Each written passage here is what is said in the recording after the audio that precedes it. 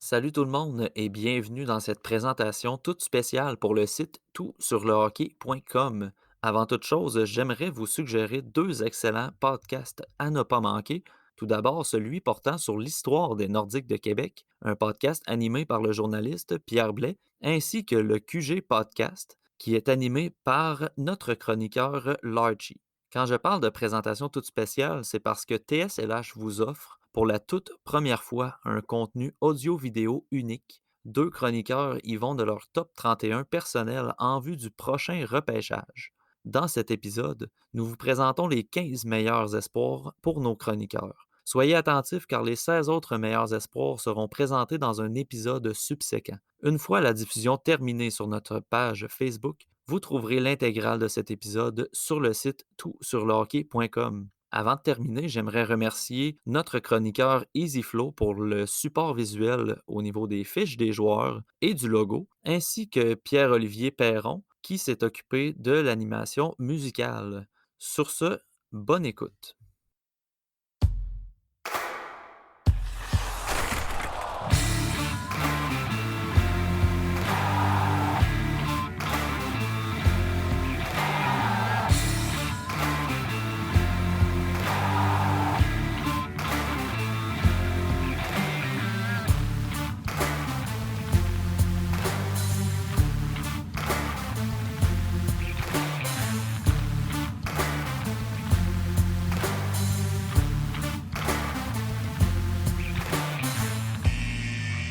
Salut les boys, comment ça va?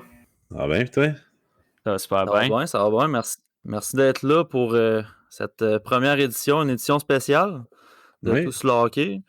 C'est une première pour le site web. Puis je suis bien content de pouvoir compter sur vous autres pour ce nouveau projet-là, pour le site de touslehockey.com. Ce qu'on fait aujourd'hui, en fait, étant donné que le hockey, niveau actualité, c'est plutôt calme, mais il y a quand même la loterie de la NHL qui va arriver bientôt. On parle de la fin juin selon les dernières rumeurs. 26, ouais. Le 26 exactement. On va jaser un peu des 31 meilleurs espoirs qui s'en viennent pour le prochain le repêchage de 2020. Pour ceux qui écoutent, là, on a Max sous le pseudonyme Larchie sur le site Yes, salut. qui a préparé son propre top 31. Puis on a Pascal qui est sous le pseudonyme de Pascal aussi sur le site Allô? qui est notre autre chroniqueur, qui a fait son top 31 également. On va comparer les deux, puis on va jaser de ça ensemble. Juste faire une petite différence entre qu'est-ce qu'un top 31 et qu'est-ce qu'un mock draft. Étant donné qu'on ne sait pas encore l'identité des équipes, à quel rang ils vont repêcher, on va se concentrer vraiment sur le potentiel des joueurs. Donc, on va décrire du 1er au 31 les meilleurs espoirs en vue de la première ronde du prochain repêchage. Étant donné qu'on ne sait pas le rang, ben, ça sera peut-être un projet dans l'avenir rapproché pour nous autres. Je ne sais pas ce que vous en Absolument. pensez. Yes. Sans Fait doute. que, sans plus attendre, à la grande surprise, je vais commencer avec Max. Qui tu vois comme premier espoir en vue du repêchage? Écoutez, il y a un an, j'hésitais entre Lucas Raymond et Alexis Lafrenière. Aujourd'hui, ben écoutez, il n'y a pas de question, c'est Lafrenière.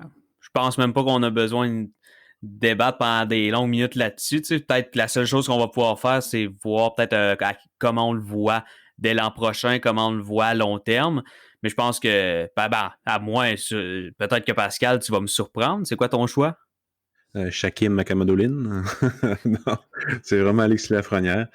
Oui, on pourrait parler un peu de son potentiel, mais je pense que pas mal tout le monde le connaît à cette heure. On peut parler de comparable, là, si t'en as, si t'as un choix en tête, là, on pourrait parler de ça pas mal. C'est un joueur qui il a tout, dans le fond. C'est une future vedette, là, peut-être pas à la Sidney Crosby, là, mais c'est un futur Nathan McKinnon probablement. Là. Mais en termes de comparable, moi, j'avais peut-être parlé un peu de Jonathan Huberdeau. C'est ce que Vu un j'allais peu amener. aussi c'est à toi que le monde. Ouais, c'est ça. Pas mal tout le monde est compare à Huberdeau. Puis c'est pas mal ça que je dirais moi aussi. Là. Écoutez, pour vrai, je pense qu'on va passer au deuxième drette là. Parce que Ouais. il n'y a rien à ajouter. Pascal, je te laisse l'honneur pour le Pas deuxième. grand-chose. Pour moi, le deuxième, vers Noël, je t'aurais dit, vraiment mon deuxième personnel, c'était Tim Stützle. Mais je peux pas passer à côté de Quentin Byfield parce que c'est le potentiel que ce gars-là représente, au niveau du physique, au niveau de ses qualités, au niveau du patinage, la mobilité. Pour moi, c'est vrai, c'est vraiment le deuxième joueur. Il n'y a personne d'autre qui peut l'accoter au niveau potentiel. Là. Écoute, je suis 100% d'accord là-dessus. Puis je sais qu'il y a d'autres, il y a des gens qui sont pas des grands fans de Byfield, notamment à cause de sa vision du jeu qui est peut-être pas celle d'un joueur élite. Mais comme tu as dit, c'est le package, c'est ce que ce gars-là pourrait amener à long terme. Tu sais, on parle souvent du casting du gros premier centre, là. Ben, Byfield, c'est exactement ce profil-là. Puis ce que j'aime beaucoup aussi dans son cas, c'est que oui, il y a son plafond qui est extrêmement haut, mais ce qui est cool, c'est que je trouve que son plancher est très haut aussi. Je m'explique. Ouais, c'est ça. Je pense que ce gars-là, le moins bon qu'il peut être, c'est peut-être un Jordan ou Eric Stahl. Là. Ouais. Puis on s'entend que ça reste des excellents joueurs, tu sais. Fait que si le pire joueur que tu peux devenir, c'est un Jordan Stahl, ben Kim, je pense que ça vaut la peine de te sélectionner, surtout considérant le upside, tu sais. Puis aussi, c'est quelqu'un qui est vraiment jeune. Vraiment, vraiment jeune. Il est né en août. Fait que, il est juste à 2 mois peut-être d'être éligible pour le prochain repêchage. Il ne faut pas l'oublier. Au début de l'année, c'était un des trucs que le monde il voyait pour le mettre en premier. T'sais. Il disait il est vraiment jeune et tout son package, comme on dit, est vraiment intéressant. C'est pour ça qu'il était dans le débat pour le premier overall au début de l'année. Mais avec son championnat du monde, puis après son championnat du monde aussi, il avait comme de la misère un peu à dominer le monde de son âge. Donc, je peux comprendre pourquoi le monde hésitait, mais c'est clair qu'il est deuxième. Mais c'est ça, parce que tu sais, le championnat du monde, est-ce qu'on a vraiment besoin de rappeler le championnat du monde d'Alexis Lafrenière à 17 ans? Tu sais? Faut pas oublier. Tu sais, oui, le monde dit Lafrenière a dominé cette année. Je peux vous garantir que Byfield va dominer le championnat du monde junior l'an prochain. Tu sais? S'il y en a un. Ouais, s'il y en a un, mais aussi s'il ne joue pas dans la Ligue nationale. Parce que moi, je pense qu'il peut jouer là dès l'an prochain. Mais voilà. Okay. Je pense que oui. Ben, c'est un peu là que j'aimerais ça vous envoyer, là, dans le fond, considérant, comme Pascal disait, que Byfield, il est jeune. Très jeune pour ce repêchage-là. Considérant qu'au championnat mondial junior, comme vous disiez, ça a été un petit peu, on pourrait dire décevant, mais on comprend aussi la situation peut-être. Ouais. Pensez-vous que ce jeune-là serait prêt à commencer dans la NHL l'année prochaine? Vas-y, okay, tu compléteras. Moi, écoutez, juste une chose, avec un bon coup de patin, tu peux t'en sortir dans n'importe quelle situation. Byfield, en plus d'avoir une shape plus avantageuse que ben des gars NHL, en plus d'avoir cette shape-là, ben il y a un bon coup de patin aussi. Ouais, vraiment. Peu importe, est-ce qu'il serait prêt à 100%? Non. Il ne sera pas à son meilleur l'an prochain, mais avec sa vitesse, il va être capable de ne pas avoir l'air fou. Puis il y en a bien qui critiquent son sens du hockey, mais reste que hockey, c'est pas le sens du hockey d'un Lafrenière, d'un Stützle, d'un Perfetti, nomme-les. Mais c'est tout le package que Byfield va faire qu'il va être capable de se débrouiller. Puis si j'ai un comparable à amener, eh bien, c'est Kirby Dach. Kirby Dach, pour ce qui est de la shape, du patin, mais on a vu de ce qu'il a été capable de faire cette année, Dach. Puis je pense que Byfield est meilleur que Dach. Fait que, pourquoi Byfield ne serait pas capable si Dach a été capable de le faire cette année? C'est le comparable que j'ai. C'est un bon comparable, je te dirais. Je n'avais pas pensé, mais un peu ce qu'on voit un peu sur le net, c'est Getzlaf puis Malkin. C'est les comparables faciles, des gros centres qui ont de bons gabarits, pas physiques, mais qui s'en sortent vraiment bien. Puis moi, j'ai hâte de voir aussi au niveau de la Ligue nationale si la Ligue recommence en janvier, puis que la CHL débute en septembre-octobre. Ça va être quoi pour Lafrenière, mais tous ces autres joueurs-là? Est-ce que comme Galchenyuk au niveau du lockout, ils vont pouvoir jouer dès janvier, mais il va falloir qu'ils attendent toute l'année pour jouer l'année prochaine? J'ai hâte de voir ça, parce que ça va être... Pour lui, c'est clair qu'il va commencer en janvier. Avec une saison qui commence en octobre, j'hésite encore à dire qu'il va jouer, dépendamment de l'équipe qui va le repêcher probablement. Là.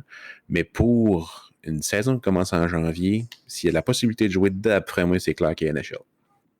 Dans le fond, si Byfield peut commencer la saison en CHL, puis ensuite rejoindre la NHL en janvier. Toi, tu penses, Pascal, que c'est possible de voir Byfield dès l'année prochaine dans la NHL? Ça ferait beaucoup de hockey pour lui, là. Vraiment, vraiment, vraiment beaucoup. Mais il suffit de le gérer un peu, puis ça va être correct, là. Pas à la Dobson comme on a vu avec les Islanders cette année, là, mais une bonne gestion des effectifs, d'après moi, ça serait possible. Ben d'accord avec ça. C'est sûr que quand c'est ça, on parle de comparables, puis ça va revenir souvent dans les prochaines minutes et heures. Les comparables, c'est surtout au niveau du style. Ouais. Souvent, les gens ont tendance à dire Byfield, il va être comme Malkin, mais c'est dur, vous serez d'accord, là. C'est dur de prévoir que Byfield va être au niveau des performances comme Malkin, mais en termes de style, je pense que c'est une comparaison qui est assez intéressante. Puis, sur ce, j'aimerais ça vous amener vers le troisième. Puis, le fameux troisième. Je T'avais-tu autre chose à rajouter, ouais? Oui, c'est juste, moi puis Maxime, on n'est pas au courant du top de l'autre. C'est pas encore là pas au début, là, mais je suis pas au courant des joueurs. Ouais. Je suis pas au courant, on est là pour discuter. Puis j'ai hâte de voir plus tard à quoi ça va ressembler. Ben, moi, j'ai hâte de voir, là, à quoi ça va ressembler. C'est ça. C'est exactement pour ça que je vous amenais là, les gars. Au troisième, je pense qu'il va y avoir une belle discussion qui s'en vient. Je vais laisser Max y aller de son choix. Écoutez, ben tu sais, j'ai dit il y a quelques minutes qu'il y a un an, je voyais un beau combat, Lafrenière-Raymond pour le premier rang, c'est ça, il y a un an. Donc là, Lucas Raymond est mon troisième choix. Écoutez, c'est un gars qu'on voit venir depuis tellement longtemps. C'est un gars qui a... Honnêtement, je pense que c'est le joueur le plus intelligent de ce repêchage-là, qui a la meilleure vision du jeu de ce repêchage-là. En fait, tout ce qui a pas autant que Lafrenière, c'est peut-être la shape, le jeu physique. C'est peut-être la seule chose qui n'est pas au même niveau qu'Alexis Lafrenière. Donc, sans rien enlever à possiblement ton troisième choix, qui est probablement un joueur allemand, ben Raymond, c'est tellement un joueur intelligent. Tu le regardes, sa patinoire, c'est un gars qui a des yeux tout le tour de la tête. C'est un gars qui a des habiletés incroyables, qui est agile sur patin comme ça n'a pas de bon sens. Un bon tir, des capacités de marqueur, des capacités d'excellent passeur. Je peux pas croire que ce gars-là va pas sortir dans le top 3 du repêchage. Puis même, ce que je disais avant de commencer à enregistrer avec Matt, là, moi c'était le débat dans ma tête, c'était pas de savoir Stützle ou Raymond troisième. C'était Raymond contre Byfield parce que Raymond, ça m'a tenté de le mettre deuxième beaucoup parce qu'un joueur aussi intelligent, ben maudit que ça se trouve pas à tous les coins de rue. Puis en plus, ce qu'on peut rajouter, c'est qu'il est vraiment bon en défensif. Il est vraiment responsable. N'importe quel entraîneur le voudrait dans son équipe. Le monde va le suivre. Il est tout le temps là. Il est impliqué dans le jeu. En plus d'être le meilleur joueur sur la glace, il est le meilleur joueur défensif et offensif.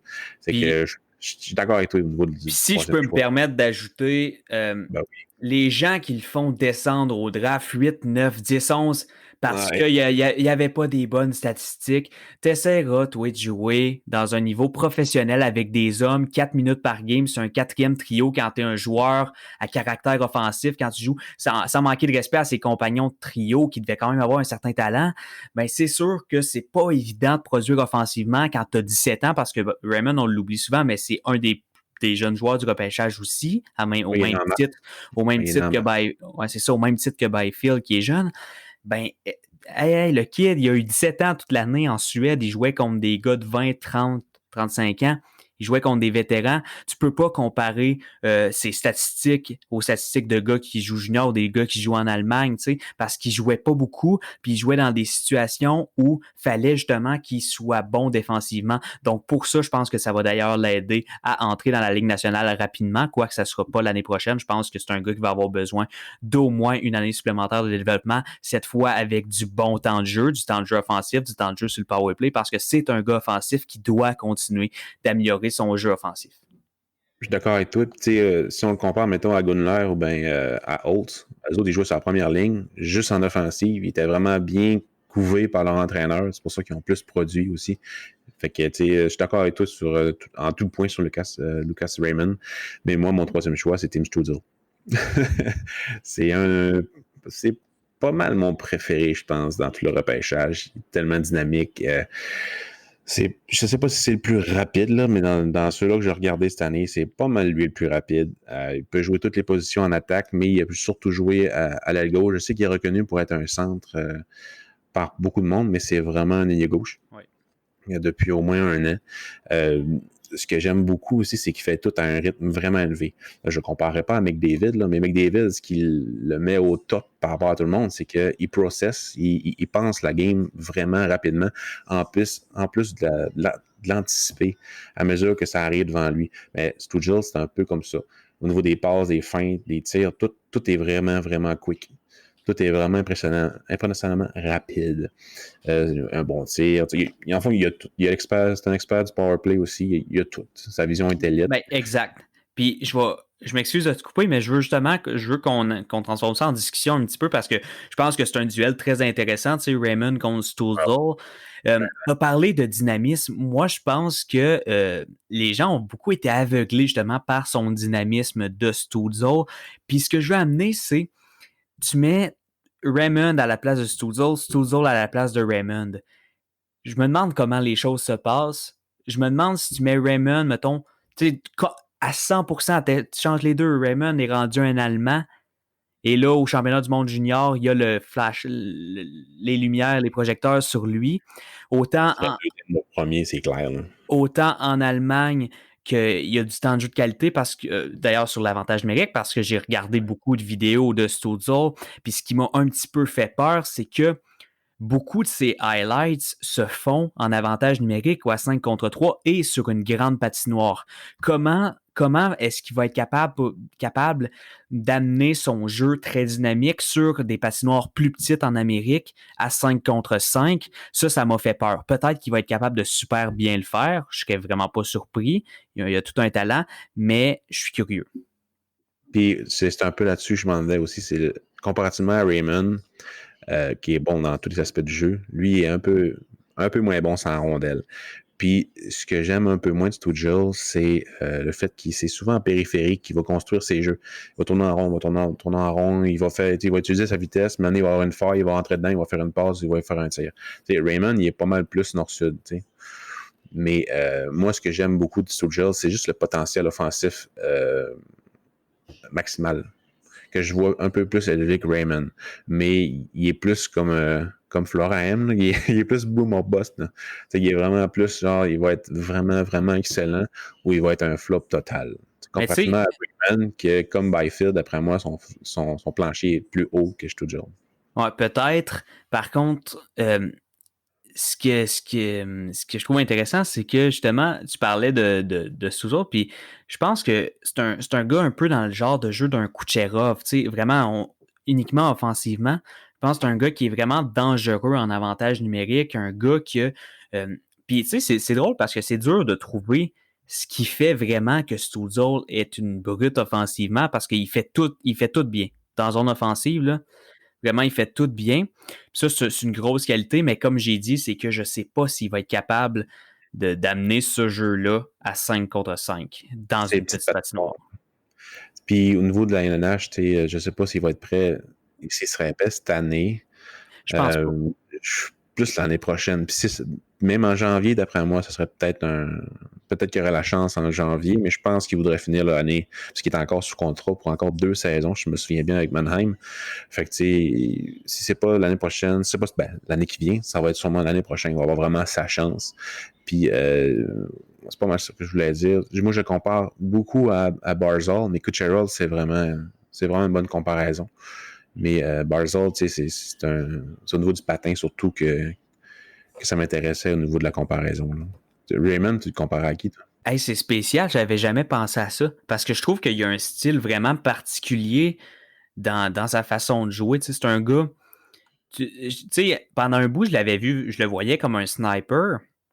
Ouais. Mais là, on le voit quasiment plus comme un fabricant de jeu parce qu'il fait tellement bien les deux. Écoute, toi, as-tu un nom? Ben, ce que j'ai vu un peu sur la toile, puis je suis un peu d'accord, c'est Mitch Marner. Ah, ouais. C'est pas fou en tout. Mais bon partout, puis tu sais, Mitch Marner, ce qui est bien, c'est qu'il est vraiment capable d'absorber le contact avec ses jambes, puis tout. Puis, Raymond est un peu comme ça aussi. Ouais, j'haïs pas ça pas en tout. Ouais. Bon. J'imagine que ton choix 4, c'est Raymond? Non? C'est mon choix 5. Ouais. OK, bon, ben, Colin, on va avoir une autre discussion. Ouais. Tu sais, moi, je peux annoncer tout de suite mon choix 4, c'est Tim Stützle, pour les raisons que Pascal a dites. Tu sais, je pense qu'il y en a beaucoup qui ont été aveuglés par son dynamisme un petit peu, tu sais, tu sais, pour le voir avant Byfield ou aux minutes. Par contre, je trouve que c'est légitime de le voir avant Raymond. Oui, Comme j'ai dit encore une fois, je pense que son acclimatation en Amérique du Nord pourrait être un peu difficile, mais son upside offensif reste terriblement haut et c'est pour ça que j'ai pas le choix de le placer dans mon top 4 et c'est un travaillant. Tu le vois, il a le couteau entre les dents, il veut gagner. Fait que pour ces raisons-là, j'ai dû le mettre dans mon top 4. Pascal, là, je suis très intrigué par contre. C'est qui ton quatrième? C'est Jimmy Drysdale. OK. C'est le défenseur. Ouais. J'ai pas pu pas le mettre là. Au fond, j'ai vraiment hésité entre Raymond et Drysdale. Puis, j'ai décidé de mettre Drysdale. C'est vraiment le défenseur moderne pour la nouvelle nationale qu'on veut, toute sa première paire. À mes yeux, je sais que là, pas long, il y a du monde qui pense que Sanderson, ça serait le gars, le meilleur défenseur du draft qui pourrait être sa première paire. Mais moi, je pense qu'il y a juste Drysdale qui a vraiment le potentiel plus safe de dire qu'il est une première paire. Okay. Au niveau de la mobilité, en possession du disque, qui est vraiment hypnotique à regarder jouer. Là, c'est vraiment quelque chose. Une fois qu'il apprend la rondelle, il en monte, puis son entrée de zone est réussie quasiment tout le temps. Il peut éviter la pression en position de la rondelle à cause de sa mobilité. Il navigue. En tout cas, je le trouve vraiment hypnotique à regarder jouer. Mais c'est intéressant parce qu'on a le même top 5 dans le fond, parce que moi, Drysdale, c'est mon 5e. Ah ouais. Puis moi, c'est son coup de patin. Écoute, ouais, comment ce gars-là se déplace avec la rondelle en plein contrôle à une vitesse ridicule. Puis ses enjambées, tu sais, il est petit, là, il est 5 pieds 11, mais il te fait des enjambées tellement rapides, tellement grandes que tu oublies vite que ce gars-là concède quelques pouces à plusieurs de ses adversaires tellement il est rapide, tu le vois pas aller, tu dis Colin, il est donc bien rapide, puis sa vision du jeu aussi. Autant offensivement, parce que tout le monde le voit comme un défenseur offensif, avec raison. Il est vraiment complet. Mais il est excessivement complet. C'est rare que ce gars-là n'est pas capable de backer pour venir rattraper ses gaffes quand il en fait. T'sais. Fait que ça, je trouve que c'est excessivement intéressant parce que si tu fais pas ça dans le junior, ben crois-moi que tu le feras pas dans la Ligue nationale. Fait qu'il le fasse, c'est excellent. Et ça aussi, c'est un des jeunes joueurs du repêchage. Je trouve que c'est quand même important de le mentionner. Il est né en avril. T'sais, ce que j'aime aussi, c'est que ça paraît pas tant que ça qu'il est plus petit que les autres. T'sais. À cause de sa mobilité, il peut éviter les contacts quand même pas pire. C'est sûr qu'il va falloir qu'il gagne du poids là, pour être capable d'atteindre son potentiel maximal. Mais une des affaires que j'aime le plus, c'est en offensive, c'est la façon qu'il garde la tête haute puis qu'il utilise sa technique, parce que sa technique de patin, comme tu disais, est vraiment élite. Là, pour juste faire bouger la boîte offensive. Là. Comme je disais tantôt, Stützle, lui, il tourne en rond, il utilise sa vitesse, mais lui, c'est juste il voit tout. Il voit tout. Il a la rondelle. Il va vraiment de position latérale. Tout, juste avec ses petits mouvements d'épaule. Tout, hop, il crée une ouverture de passe. Il a fait. Puis ça fait un but. Souvent, ça fait vraiment un but. Il manque un peu de puissance au niveau de son tir. Là, mais ça va venir avec la prise de force. Là. C'est au niveau de faire bouger une boîte. Markov, si mettons le monde s'en souvient un peu, il était vraiment bon là-dedans aussi. Là, pour faire vraiment exploiter ses coéquipiers qui sont dans la boîte défensive. Je sais pas si tu as d'autres choses à ajouter. J'ai un joueur comparable. Mettons, là, dans les temps modernes, dans les dernières années, on s'entend qu'on a le droit à des Colin McCarr puis des Quinn Hughes. Ouais. Drysdale, il se situe où à peu près entre ces deux-là? Ou plus haut ou plus bas? Je pense qu'il se situe là à peu près. Ouais, c'est plus haut que Quinn Hughes, mais moins que Heiskanen puis Makar, ben, au même niveau. Oui, au même niveau, Makar, c'est quelque chose pareil, parce que Makar, il est vraiment... OK, parce que toi, tu vois Heiskanen plus gros que Hughes? Ouais. Okay. Mais c'est parce que c'est pas... mais oui. OK, parce que en fait, c'est parce que c'est pas le même genre de défenseur du tout. En termes de défenseur complet, je suis un très, très, très grand fan de Heiskanen. Je le trouve incroyable. Mais j'avais à choisir entre deux défenseurs pour monter une franchise, je prendrais Heiskanen. Ouais, OK, je pense que moi aussi, ouais. Mais tu sais, je pense que est-ce que à tes yeux, Drysdale ressemble plus à Escaninen ou à Hughes en termes de style de jeu? Ben, Hughes, dans son territoire, je pense pas qu'il est au niveau de Drysdale. Ouais, mais est-ce que... Je pense que l'apport de Drysdale est bien qu'il soit bon dans son territoire, puis je l'ai dit, je suis le premier à le dire, mais je pense que ça se caractérise quand même plus comme un défenseur offensif, contrairement à Escaninen, que je considère vraiment comme un défenseur polyvalent. Ouais. Puis Hughes, c'est plus un défenseur offensif aussi, fait que pour ça, j'aurais tendance à dire que Drysdale est davantage d'un style qui ressemble à celui de Hughes. Ouais, Mais bon, c'est un autre débat. C'est un autre débat. Bon, ben, je pense qu'on a bien complété le top 5, honnêtement. Ouais, ben je vais faire un petit récapitulatif là, du top 5 qui se ressemble. Là. Les positions sont tout simplement différentes. On a évidemment Lafrenière premier pour Max et Pascal. Byfield, même chose pour les deux. C'est au troisième rang là, que ça se modifie. Du côté de Max, on a Lucas Raymond. Du côté de Pascal, on a Tim Stützle. Stützle revient en quatrième rang pour Max pour que Max finisse son top 5 avec Drysdale. Puis du côté de Pascal, au quatrième rang, on a Drysdale pour terminer le top 5 avec Lucas Raymond.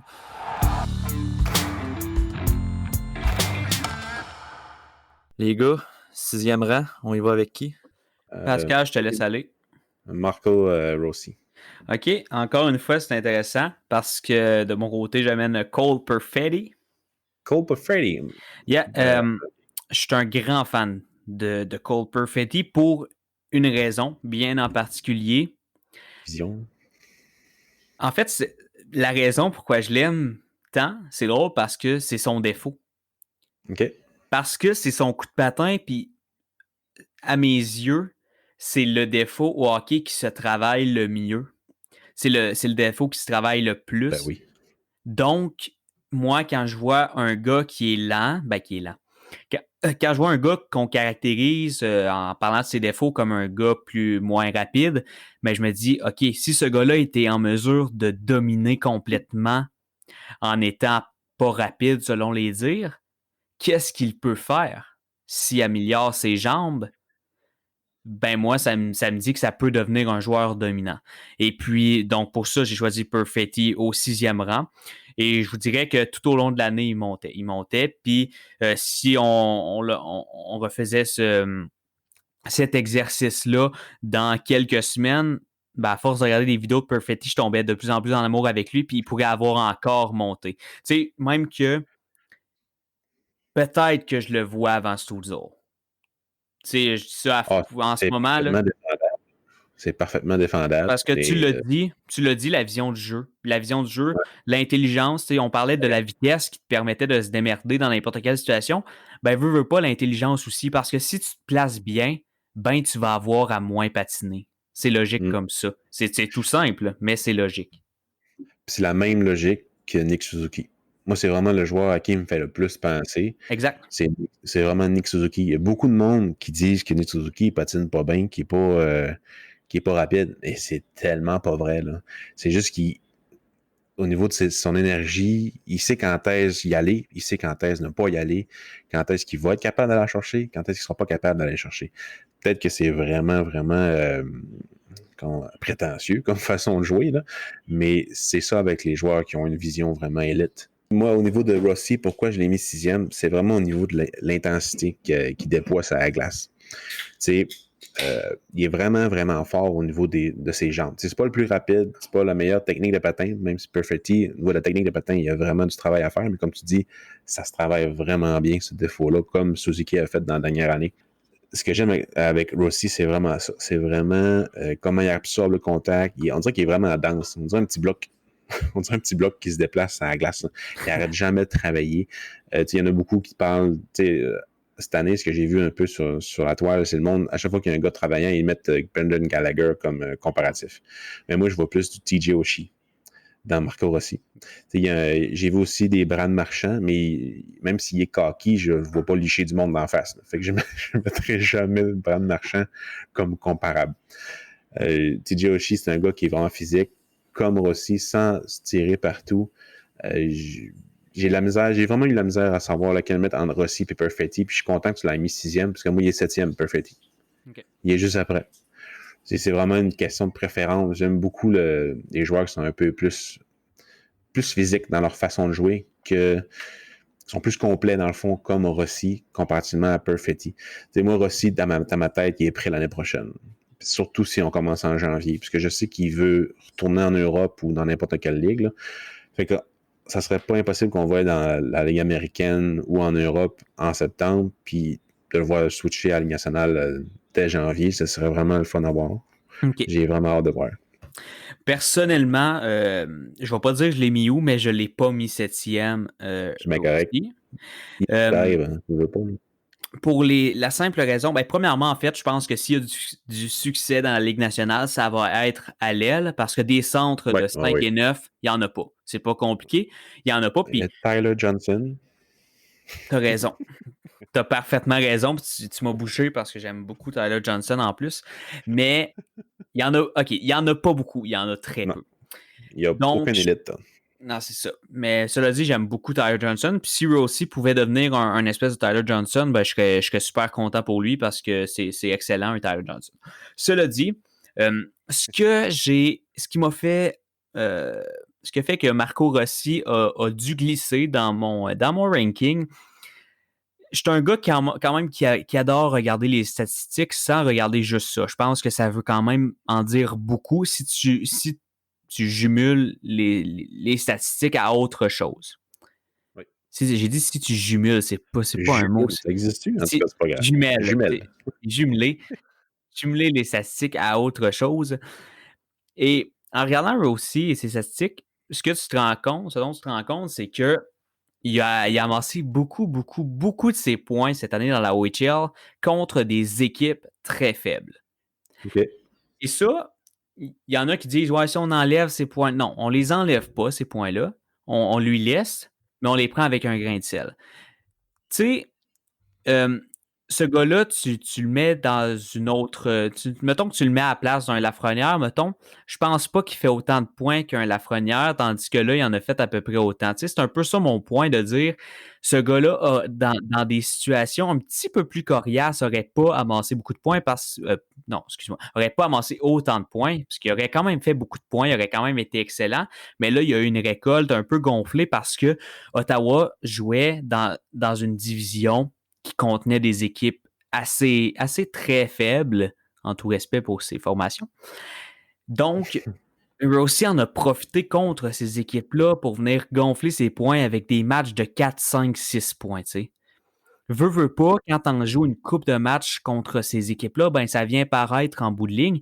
Puis comme j'ai dit, ça lui enlève rien, mais quand on remet un petit peu les choses en perspective, ça fait que, par exemple, j'ai pas de problème à mettre un gars comme Perfetti avant lui, qui a aussi bien fait, mais en jouant contre... Meilleure vision. C'est ça. Donc, tu sais, j'enlève rien à Rossi, je tiens à le répéter, mais je pense que c'est important de voir ce petit genre de détails-là. Tu sais, Rossi a quand même fait... j'ai regardé vraiment toutes ses game by game, puis il a fait 1 ou 2 points par match contre des excellentes équipes. Mais là, sa moyenne de points est vraiment gonflée par des matchs de 4, 5, 6 points contre des équipes faibles. Puis je pense que c'est à prendre en considération. Oui, c'est à prendre en considération. Je suis bien d'accord avec toi, à ce niveau-là. Là. Mais encore une fois, je pense que c'est juste une question de préférence que moi, j'aime vraiment beaucoup le genre de joueur qui est, au niveau de la compatibilité et tout. Là. Ouais, ce que j'ai écrit dans mes notes... c'est que ça va être un chouchou des entraîneurs, lui. T'sais. Ah, c'est clair. C'est certain, c'est le genre de gars que tu peux placer dans n'importe quelle situation, autant en fin de match quand tu perds par un but qu'en fin de match quand tu gagnes par un but, que tu peux mettre en power play, en piqué. Donc, vraiment, ça va être un chouchou des entraîneurs, un petit couteau suisse que tu peux placer dans n'importe quelle situation.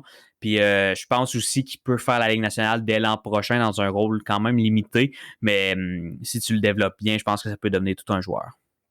Ah, mais puis j'ai pas regardé... C'est un peu les rumeurs qui circulaient sur Rossi. Et lui-même, il disait qu'un retour à Ottawa l'année prochaine, c'est pas dans les plans. Là. Fait que c'est soit la Ligue nationale, puis soit l'Europe. Là. C'est un peu ça qui circulait pour Rossi. Ce que j'ai vu, c'est qu'il retournerait en Suisse dans la Ligue suisse.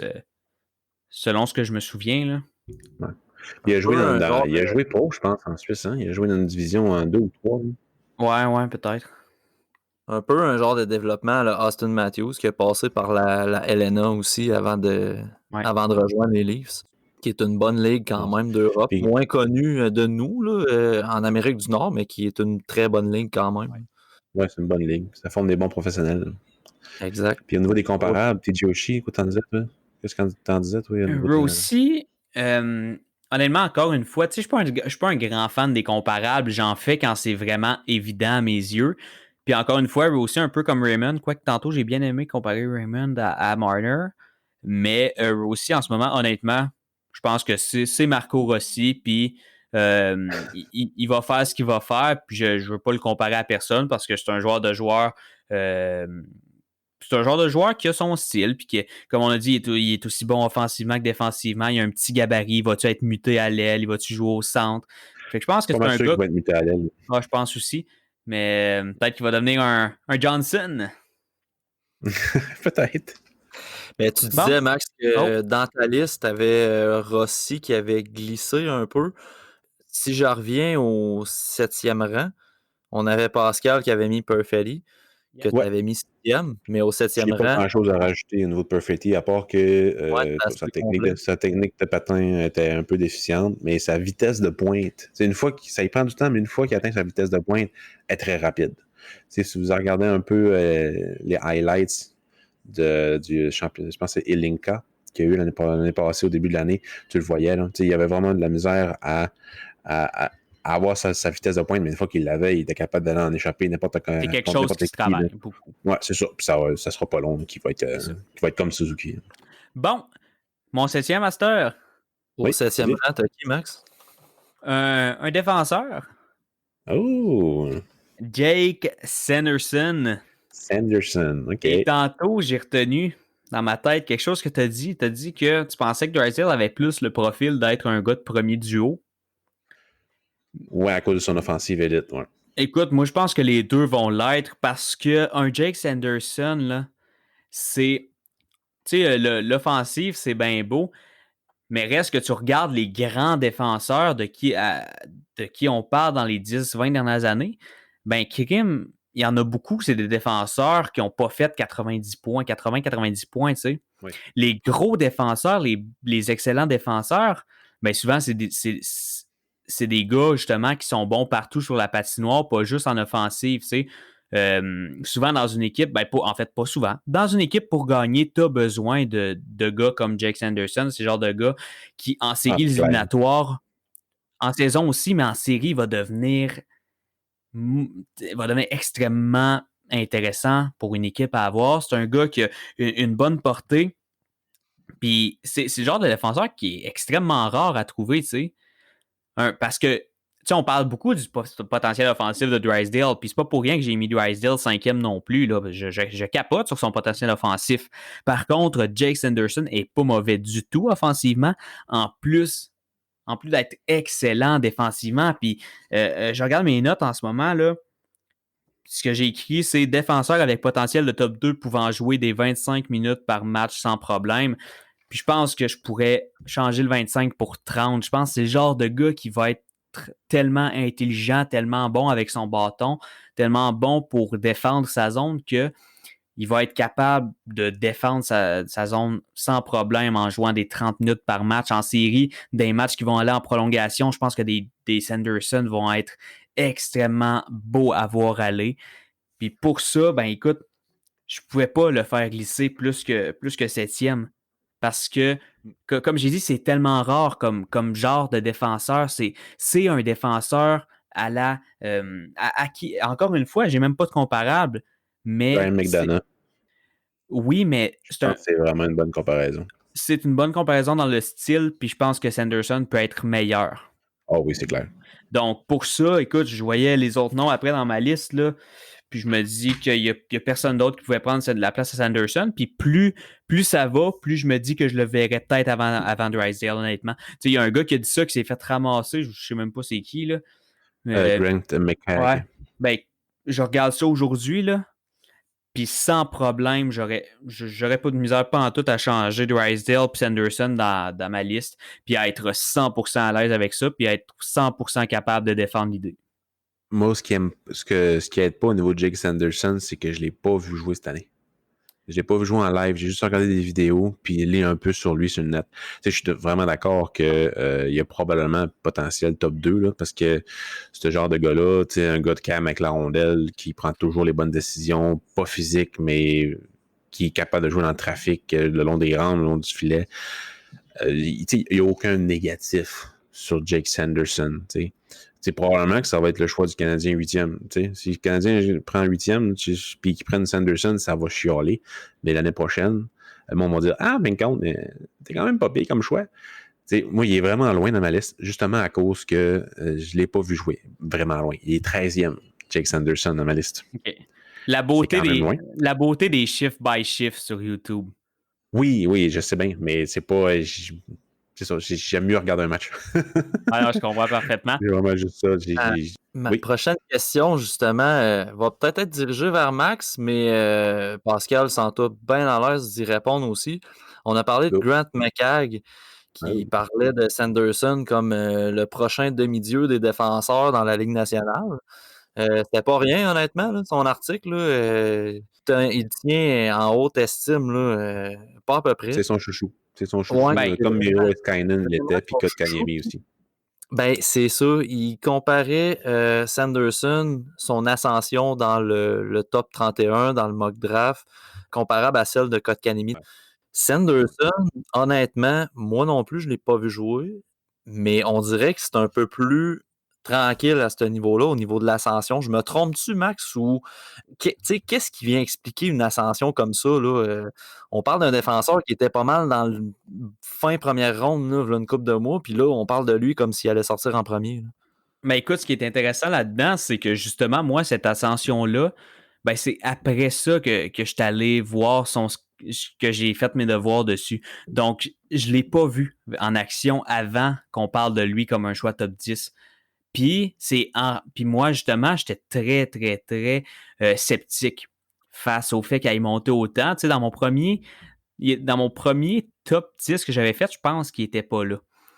Fait que là, j'ai fait mes devoirs parce que justement, en vue de préparer ce top 31-là qu'on présente ce soir, puis là, je le regardais. Puis là, il est passé de 17 à 13 à 10 pour finir finalement 7e.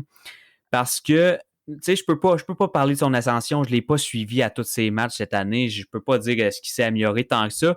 Ou c'est. Moi, je pense que sincèrement, c'est notre vision ou la vision du monde du hockey à son égard qui a grandi.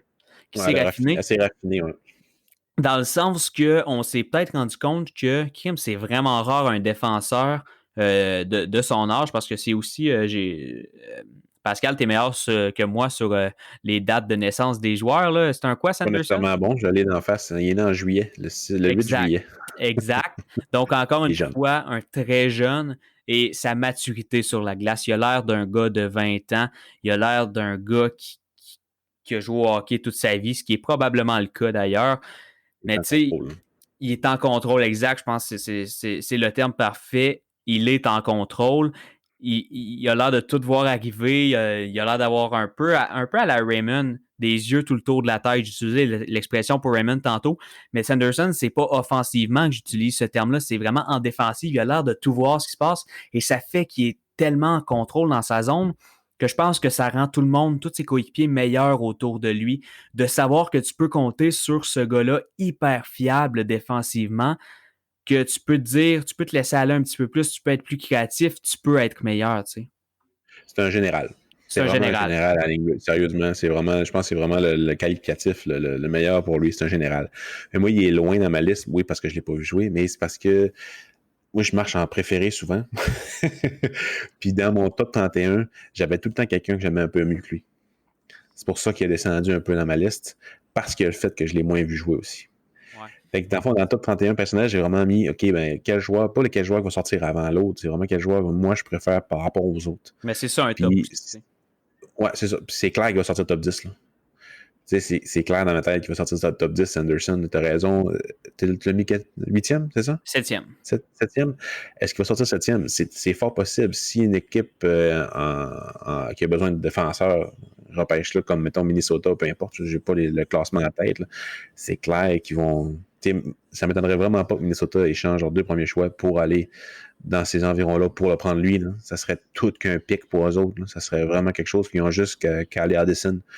Parce que bref, ça va être plus un mock draft là, quand on va parler de ça. Mais je suis d'accord avec ton classement à fond au niveau de Jake Sanderson. Je pense que c'est Marco D'Amico qui parlait de Sanderson comme de quoi que son ascension était peut-être reliée au fait que la profondeur des défenseurs dans la première ronde n'était pas si importante que ça. Fait que selon vous, est-ce que ça pourrait être un facteur majeur pour voir Sanderson sortir top 10 assurément? Assurément, là, on s'entend. Là. Ben, assurément, il n'y a rien de sûr. Là. Mais peut-être top 5. Comme les centres en 2018, dans le fond, les Kotkaniemi, Ty Dellandrea, après ça, Liam Foudy. C'est ça, Liam Foudy? Ouais, c'est ça. Fait que, tout, d'après moi, les défenseurs, on va voir qu'ils vont sortir vraiment tôt à cause de ça. Ça c'est vraiment un bon point que D'Amico a amené parce que, sérieusement, il n'y en a pas beaucoup. Mais il y en a des bons pareils. Sérieusement, il y en a beaucoup des complets. Puis il y a des très mobiles. Fait que c'est sûr, ça ne m'étonnerait pas vraiment pas qu'il y en a qui sortent plus tôt qu'on pense. Là.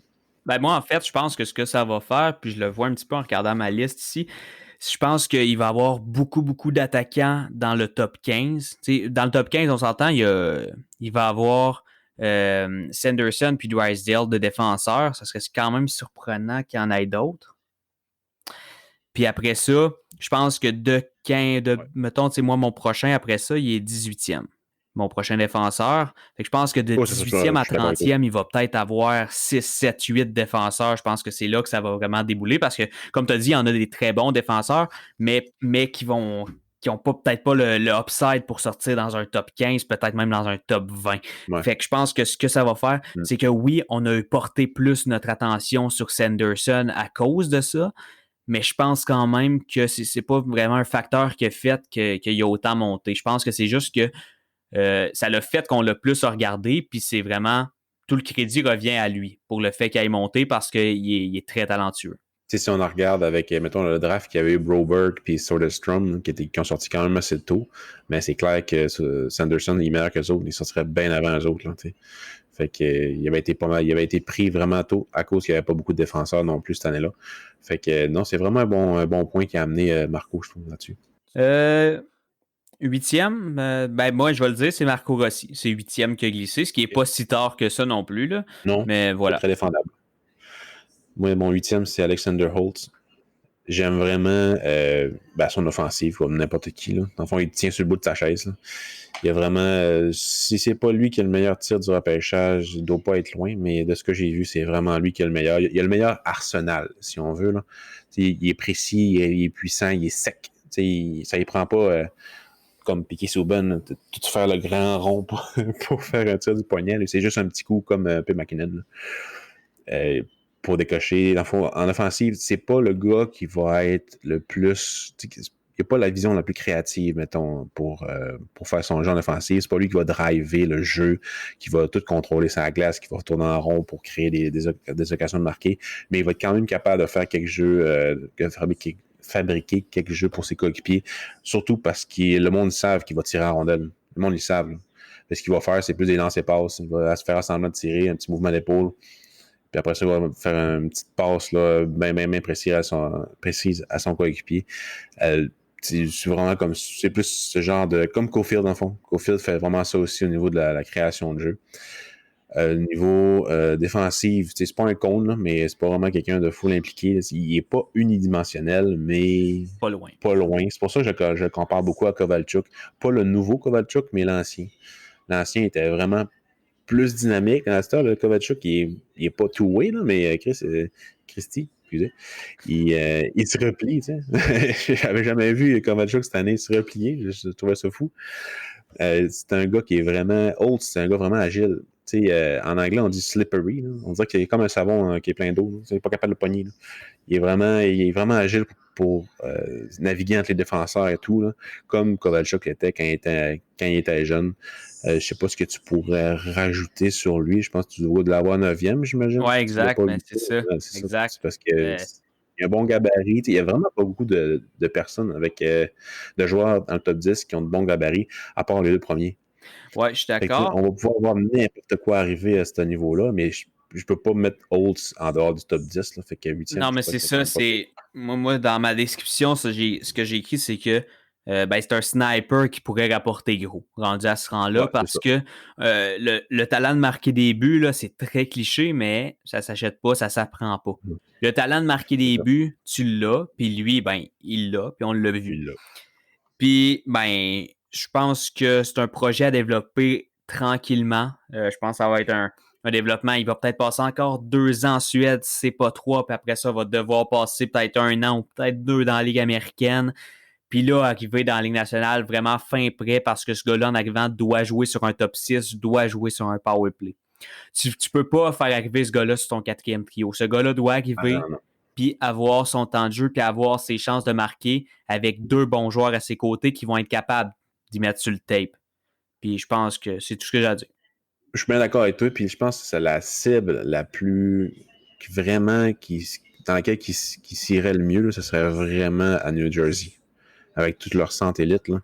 Je trouve vraiment que ça serait vraiment l'idéal pour lui, parce qu'il aurait quand même le temps de s'y rendre. Je pense qu'il serait un peu précipité pour la Ligue nationale, mais il aurait le temps, 2 ans en France. En Suède, je pense que c'est quand même très réalisable dans son cas. Parce qu'en ce moment, il est vraiment couvé là, par son entraîneur. T'sais, il est vraiment utilisé pour ses forces.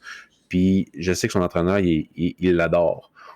De ce que j'ai lu sur le net, j'ai pas appelé. De ce que j'ai lu sur le net, il l'adore. Puis tout ce qu'il veut, c'est le développer. Il veut vraiment le développer son jeu au complet. Fait que 2 années en Suède, ça serait vraiment bon pour lui, je pense. Tant qu'à être dans le dossier de la Suède, j'y vais d'une question, Oui. les gars. On a d'un côté Holtz, premier trio dans son équipe. Tu le dis, Pascal, il est couvé par son entraîneur. Il était bien utilisé. On en a parlé tantôt quand on parlait de Raymond de l'autre côté, qui est sous-utilisé. Mais on a Raymond qui est classé beaucoup plus haut par vous deux, là. Puis on parle de Raymond comme un gars qui pourrait éventuellement jouer dans la Ligue nationale, de ce que je peux en comprendre avec vos derniers propos, avant Holtz. Avez-vous un peu de commentaires là-dessus? Pourquoi Holtz présentement semble plus haut que Raymond, mais pas dans les évaluations? Est-ce que c'est au niveau du upside que ça vient interchanger les choses? Pour moi, c'est super simple. Ça se joue du côté vraiment du jeu all-around. Holtz, Pascal l'a dit, c'est pas unidimensionnel, mais c'est pas loin. Raymond, lui, tu peux le faire arriver sur un 3e trio, le faire arriver tranquillement. Holtz, je pense que de plus en plus, quand même, ça se voit des joueurs plus offensifs sur le 3e trio. Mais quand même, je pense que Pas à 18 ans. Là. non, c'est ça. Quand même, je pense que pour Holtz, je pense qu'il va devoir soit travailler son jeu défensif beaucoup, soit attendre d'avoir une place sur un top 6. Je pense que c'est ça la Ligue nationale. Puis je pense que, en fait, je pense que Holtz, s'il va trop vite, même dans la Ligue américaine, parce qu'on le sait, la Ligue américaine, c'est une ligue qui est assez défensive parce que les joueurs veulent bien jouer défensivement pour monter en haut. Ben, je pense que Holtz pourrait frapper un pas pire mur en rentrant dans la Ligue américaine. Fait que je pense que pour lui, le mieux, c'est vraiment de continuer de s'améliorer en Suède, où il y a déjà la confiance de son entraîneur, où il y a déjà une capacité à marquer des buts. Tandis que Raymond, je pense que lui, ça serait un gars qui trouverait vraiment mieux sa place dès maintenant dans un style de jeu plus défensif. Il serait capable. Puis je pense que ça ne le dérangerait pas. Il l'a fait cette année. Fait que je pense qu'il serait capable de le faire dans la Ligue nationale, puis de tranquillement profiter des blessures, profiter des opportunités pour monter les échelons. Puis quand tu as l'entraîneur que tu as en Suède en ce moment pour lui, ben, tu restes là. Tu restes là, tu ne te poses pas de questions, contrairement à Raymond. Quand tu es dans l'équipe que tu es, puis tu as l'entraîneur qui te fait jouer 3-4 minutes, ben tu t'en viens. T'sais. Mais je suis d'accord avec toi au niveau du mur. D'après moi, il pognerait un mur dans la Ligue américaine en ce moment, parce que tu joues jamais avec les mêmes joueurs. Tu n'as pas de passeur élite. Ça n'existe pas dans la Ligue américaine ou presque. Là. Fait que, ouais, c'est une très bonne vision de la chose. Pascal, si tu veux y aller avec, parce qu'on avait Holtz au 9e rang pour Max, au 9e rang, tu irais avec qui? Je vais avec Anton Lundell de la Finlande. C'est un centre, 6 pieds 1, 180 livres, qui est né. C'est un des plus vieux du repêchage. Probablement que ça va le faire dropper un peu plus que ça, mais j'aime beaucoup les joueurs complets. Puis en plus, j'aime beaucoup la Finlande. Fait que Lundell, que beaucoup comparent à Mikko Koivu, que j'aime bien aussi. C'est un mot que je vais dire beaucoup aujourd'hui. J'aime. J'aime beaucoup les espoirs en général. On connaît les préférés de Pascal. Anton Lundell, j'aime beaucoup sa façon de voir le jeu, de contrôler, parce qu'il aime beaucoup avoir la rondelle sur sa palette, veux pas, là. J'aime le fait qu'il soit utilisé beaucoup en offensive sur la pointe, sur le power play. C'est pas un gars qu'on dit qu'il va être offensif au niveau de la Ligue nationale, mais je suis pas d'accord. Il a quand même produit pas mal dans la Liga jusqu'à date. Là. J'aime beaucoup j'aime beaucoup sa façon de créer des jeux par la pointe. Puis je pense que les formations de la Ligue nationale vont adorer ça.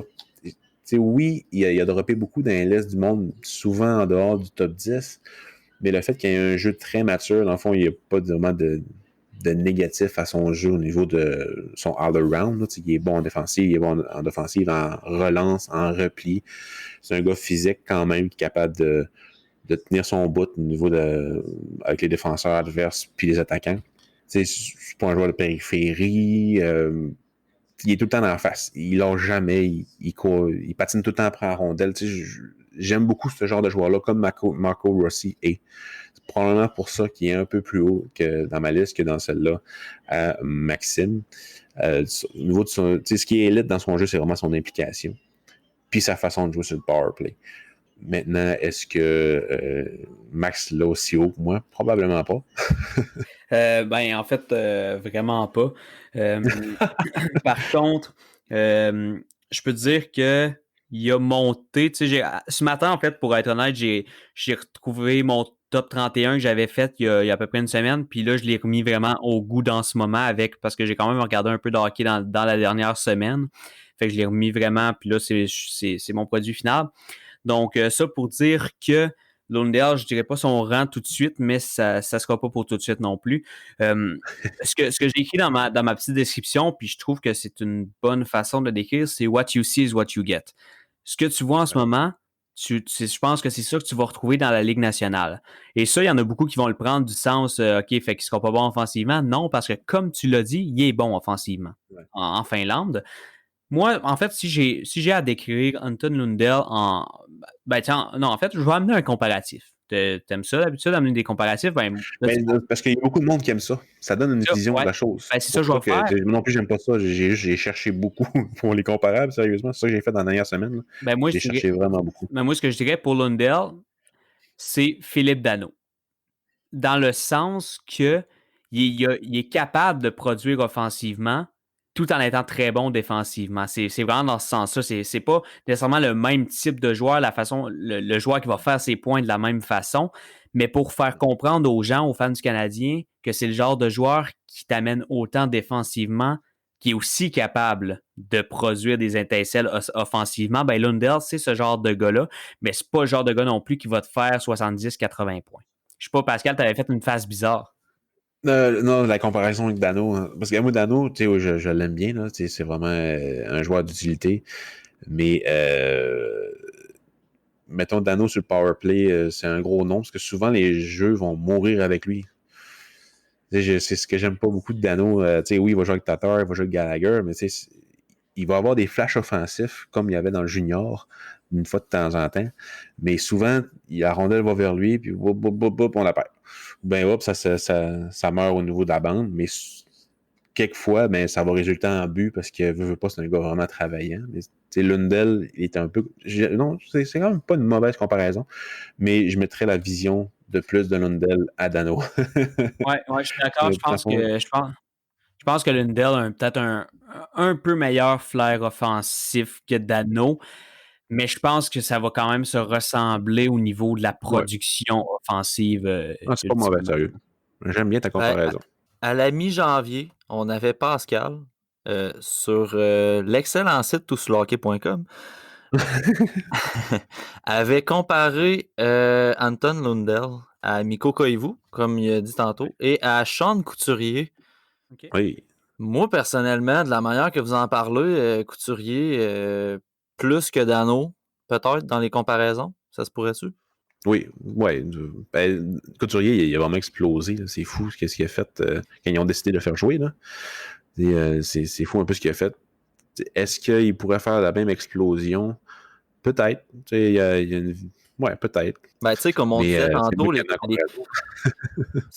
comme Vas-y. on disait tantôt, les comparables, c'est surtout au niveau du style. Mais tu sais, est-ce que Lundell va avoir besoin de plus d'adaptation en NHL comme Couturier en a nécessité, ou il va arriver rapidement pour s'implanter dans la NHL? Tu sais, toi, qu'est-ce que t'en penses, Pascal? Ben, moi, j'aimerais vraiment ça que l'équipe qu'il prenne tombe pas en amour avec son jeu sans la rondelle tout de suite, puis qu'il soit mis sur la troisième ligne ou à la quatrième ligne, parce qu'il est capable, tu sais. Mais je la laisserais dans la Liga un peu pour qu'il développe son jeu offensif, parce qu'il a été blessé cette année. Il a manqué du temps, là. Puis j'aimerais vraiment ça qu'il joue l'année prochaine dans la Liga, puis peut-être l'année d'après dans la Ligue américaine. Je pense que ça serait vraiment une bonne avenue pour lui, pour vraiment qu'il s'adapte puis qu'il développe son jeu offensif. Je sais pas si Maxime est même d'accord que moi. Là. Ouais, ben je pense que oui, parce que son jeu défensif, ben tout le monde en parle. C'est pas compliqué, tout le monde le sait qu'il est capable de bien faire défensivement. Donc, en effet, pour là-dessus, je suis. Puis, mais en fait, est-ce que on parle de la Liga qui pourrait lui permettre d'améliorer son jeu offensif? Est-ce que tu penses que ça serait bon aussi de l'amener dans la Ligue américaine, une ligue plus défensive, pour là se s'assurer à la fois de son. L'année d'après. Ouais, ben c'est ça, soit dès l'année prochaine, soit dans 2 ans. Moi, au niveau de la ligne américaine, ce serait pas cette année, mais l'année prochaine. Je voudrais qu'il y ait au moins une année complète dans les gars.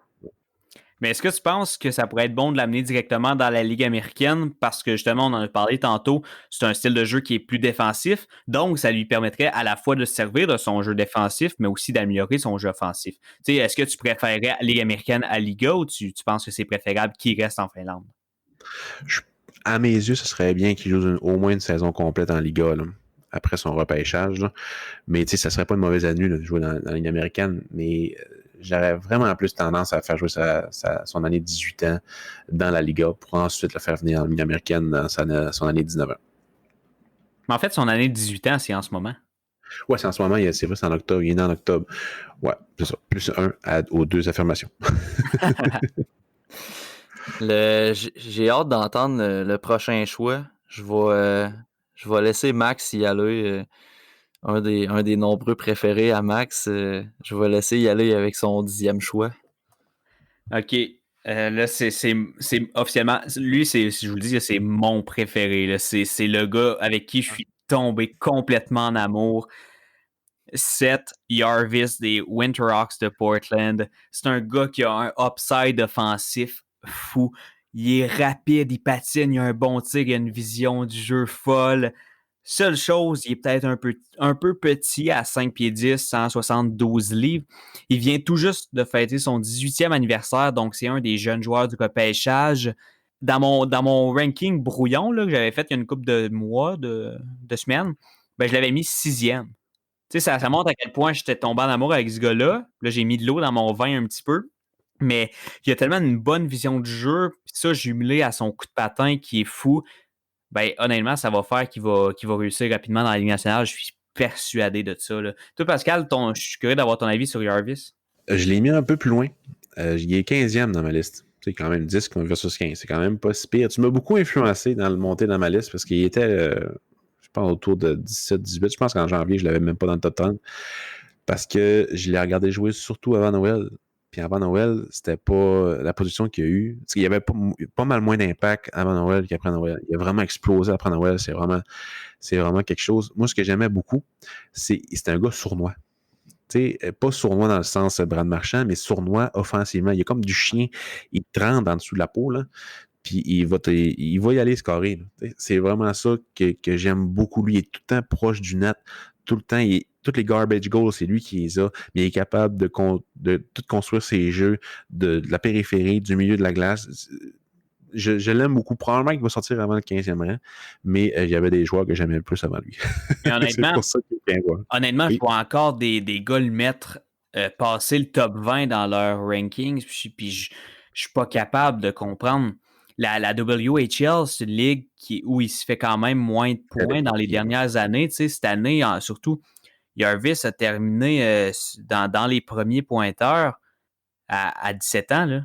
Ouais. C'est un upside offensif fou que, honnêtement, je pourrais le voir sortir, mettons, au pire 12e.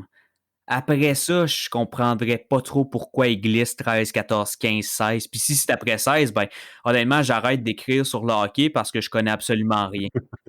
Même New Jersey, d'après moi, pourrait être vraiment, vraiment être intéressé par Jarvis dans le top 10. Un duo Hughes Jarvis. Quelque chose.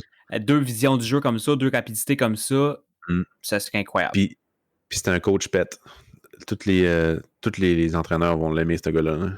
Tu veux l'avoir sur la glace le plus longtemps possible. Absolument. Fait que je l'aime aussi, dans le fond. Puis toi, t'en dis? Tu veux que je te donne...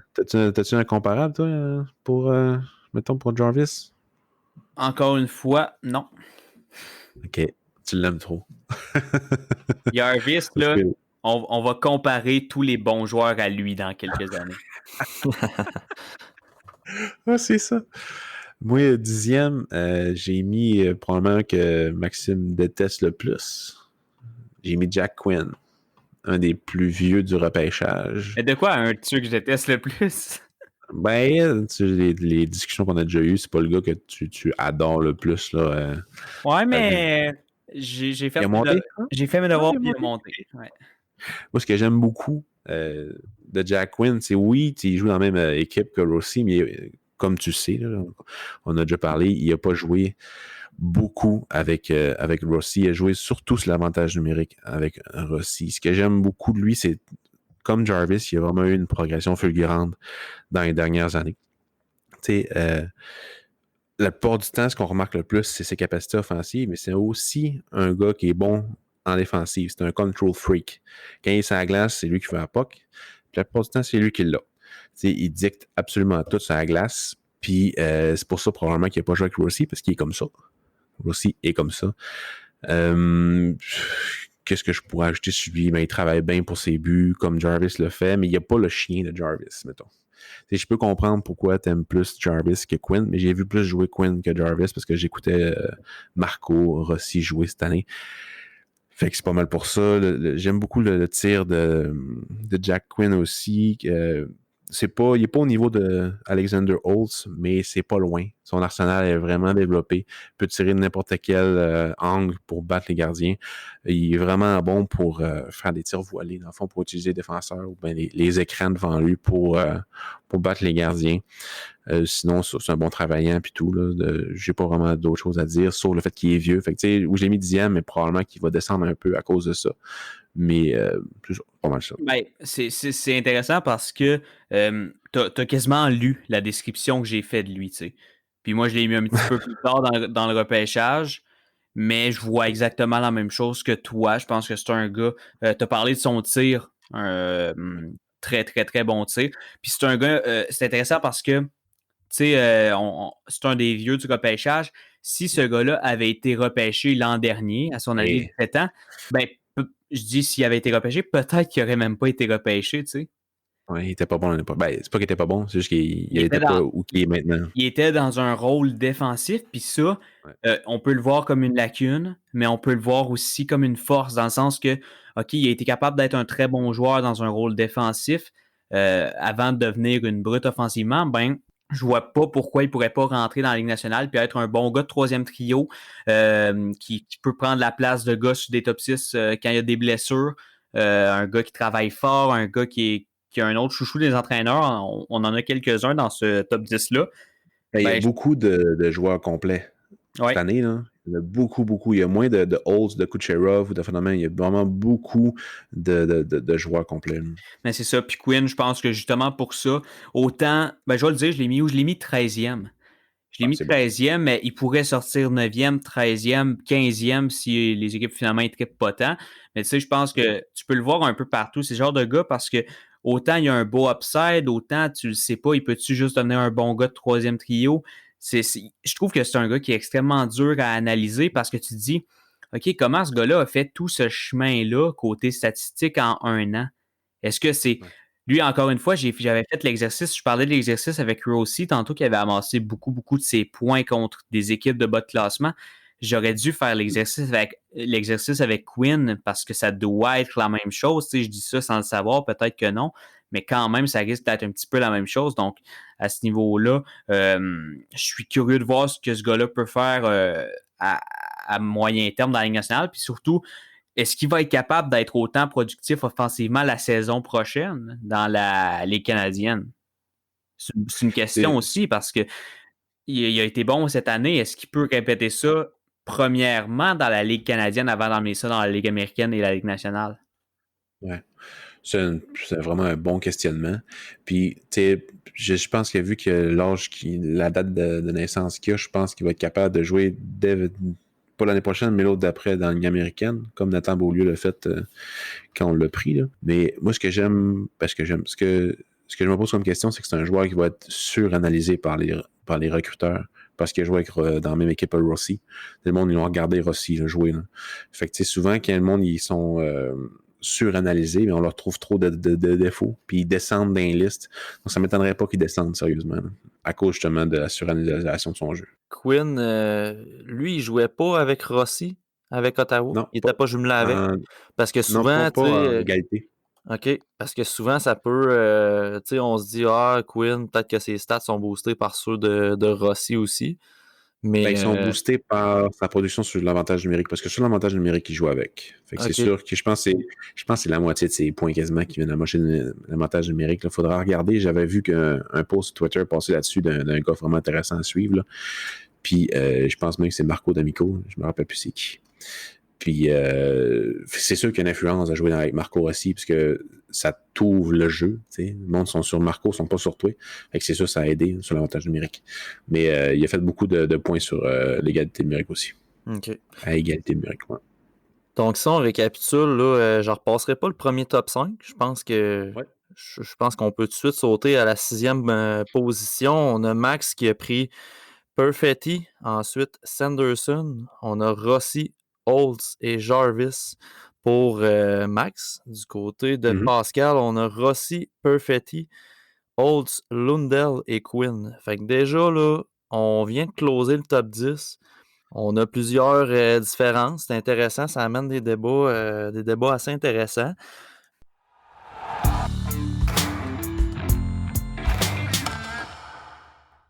Si on y va avec la 11e position, vas-y, Pascal. Qui t'a à ton 11e rang? Là? J'ai mon petit préféré à égalité avec Tim Stützle, je te dirais. Mais Tim Stützle, comme dirait Norman Flynn quand on regardait le championnat du monde. C'est Jan Mysak. Oh! Ouais, je l'ai vraiment en haut sur ma liste. Je l'avais vu jouer un peu en Europe. Puis quand il a joué au championnat du monde, il m'a tapé dans l'œil. J'ai vu, je pense, deux matchs au début de son tournoi, puis il a vraiment dominé. Le restant du tournoi, ça a moins bien été, mais j'ai pas vu ses matchs, donc je peux pas vous en parler. Mais une fois qu'il était revenu du championnat du monde, il a été transféré dans la OHL, là, si je me souviens bien, ouais. Puis il a vraiment été bon. Dans le fond, ça a paru qu'il a joué pro. C'était vraiment un homme parmi les enfants. C'est pas le gars le plus spectaculaire, mais il peut te sortir une fois de temps en temps des jeux qui vont passer au top 5 la semaine. C'est un gars complet. Pas le plus complet du draft, parce que souvent, au niveau de l'implication défensive, c'est pas le top. Ouais, mais non, c'est ça. Mais il est vraiment capable de détruire les jeux adverses. Mais je pense que le fait qu'il a joué pro l'a beaucoup aidé à être capable de défaire les jeux d'équipe adverse.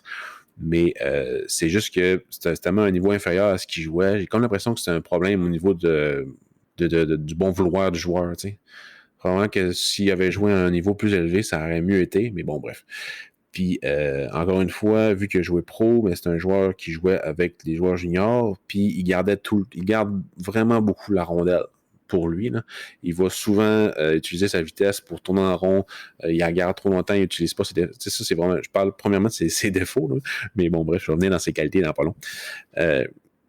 Il aurait vraiment préférence à utiliser mieux ses coéquipiers à la place de garder tout en rondelle puis tourner en rond puis essayer de faire des jeux.